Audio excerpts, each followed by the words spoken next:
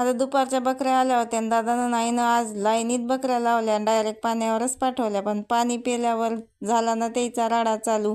तर इकडे पै तिकडे पै. आणि आता तिघही जण असले तरी कबड्डीच खेळावं लागते त्याच्या संग, कारण का ते हाती लागतात आणि त्याचा कान धरल्याशिवाय ते काही खुट्यावर येत नाही. इले बांधू का तिले पकडू का इले होडू तिकडे असंच चालते आमचं. तर मस्त अशा बकरा बांधून घेतल्या ना. आईचा मुलगा म्हणजे बंधू घरी नव्हते, आज आईले ढोरं बांधणं पडले.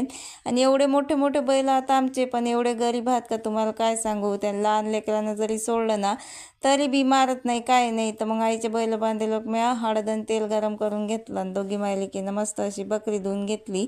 आणि 2-3 दिवस झाले आई हळद तर काही लावूच नाही राहिली, मलेच लावा लागू राहिली बकरीले हळद आणि तेल.